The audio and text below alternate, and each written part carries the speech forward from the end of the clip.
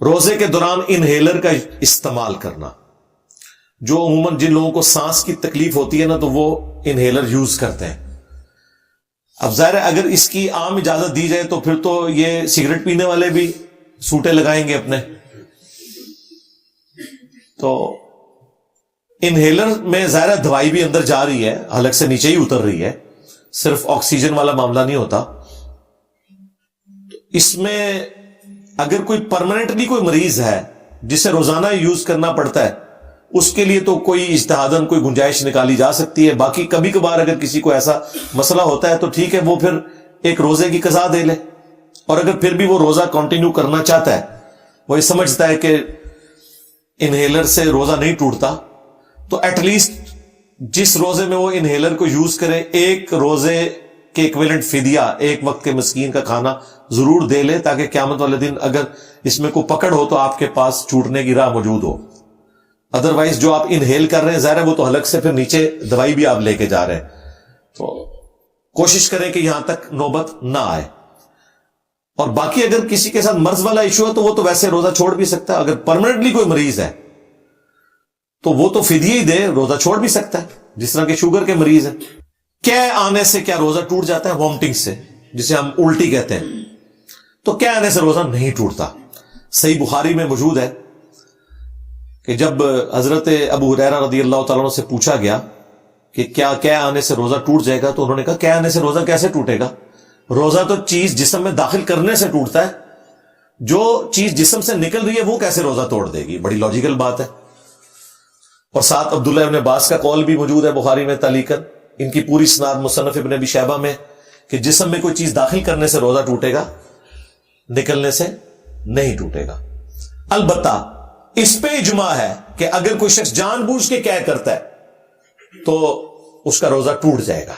اس کو سپورٹنگ ابو داؤد میں، ترمذی میں روایتیں بھی ہیں، ان کی صحت میں کلام ہے، لیکن اس پہ اتفاق ہے کہ جان بوجھ کے کیا کرنے سے روزہ ٹوٹ جائے گا.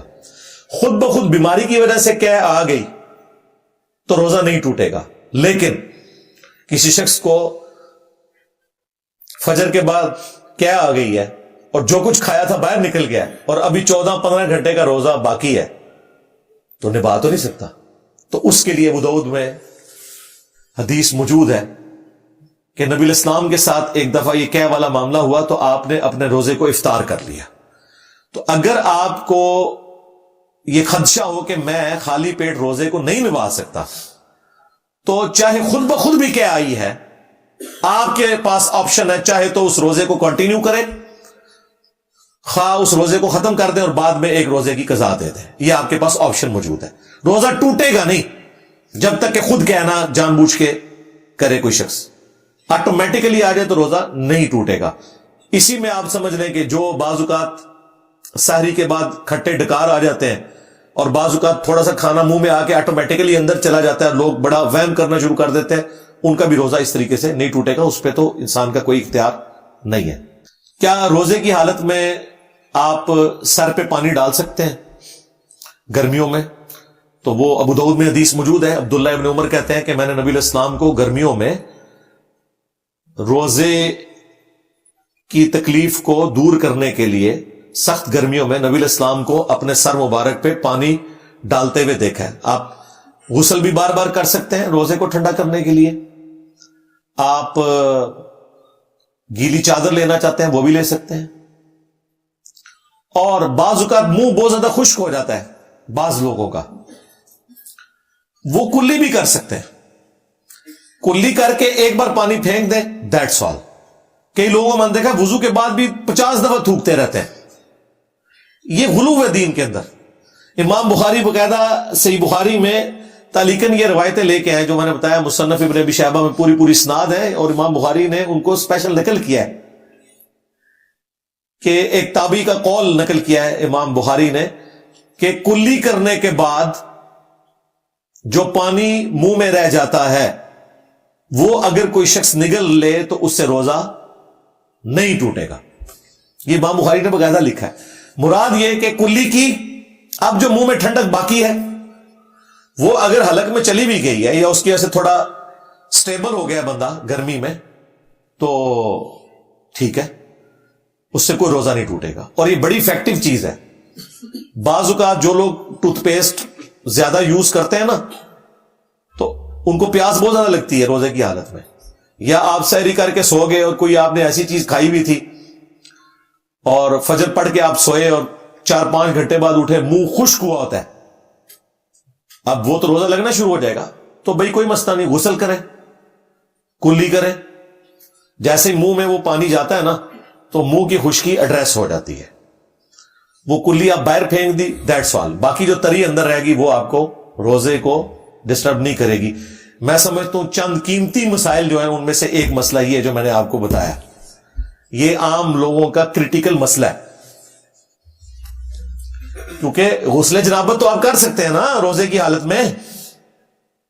ابو داؤد میں حدیث ہے نا کہ روزہ دار جب غسل کرے تو اسے چاہیے کہ ناک میں زیادہ اوپر پانی نہ چڑھائے، ظاہر ہے کہ وہ پھر اگر حلق کے ذریعے اندر پہنچ گیا تو روزہ ٹوٹ جائے گا، اس لیے نبی علیہ السلام نے روزہ دار کو کہا کہ اس نے ناک میں پانی احتیاط سے چڑھانا ہے۔ اس سے ایک چیز تو پتا چلی کہ ناک میں وہ پانی ڈال سکتا ہے، یعنی ناک میں جو پانی ڈالا اس کی وجہ سے ناک اندر سے گیلا رہ گیا، وہ روزہ نہیں توڑے گا۔ دوسرا، اگر یہاں پہ کلی کا کوئی ایشو ہوتا تو نبی علیہ السلام کہہ دیتے کہ روزہ دار کلی بھی نہ کرے، کیونکہ منہ میں کچھ نہ کچھ پانی تو رہ جائے گا۔ ناک کا آپ نے فرما دیا، اب کلی بھی تو کرنی ہوتی ہے نا سٹارٹ میں، جو سنت طریقہ ہے۔ اس حدیث میں یہ امپلائیڈ ہے کہ کلی کرنے سے روزہ نہیں ٹوٹتا، اور وضو میں تو آپ کرتے ہی ہیں، وضو کے علاوہ بھی آپ کلی کر سکتے ہیں۔ اور یہ میں آپ کو بتاؤں، یہ میں اس لیے اس مسئلے کو کریٹیکل سمجھتا ہوں، میرے ساتھ کئی دفعہ ایسے ہو جاتا ہے کہ میرا منہ بہت زیادہ خشک ہو جاتا ہے سحری کرنے کے بعد، اگر یعنی نماز کے بعد سو جاؤں تو وہ تو 10-11 بجے جب بندہ اٹھتا ہے تو لگتا ہے کہ ابھی روزہ توڑنا پڑ جائے گا، اتنی سخت یعنی منہ میں ایسی فیلنگ آتی ہے اور پیاس لگنا شروع ہو جاتی ہے، تو میں فوراً جا کے 2-3 دفعہ کلی کرتا ہوں، ٹھنڈے پانی سے کلی کریں، تھوک پھینک دے، 5-7 منٹ بعد آپ کو لگے گا آپ کو پیاس ختم ہو چکی ہے۔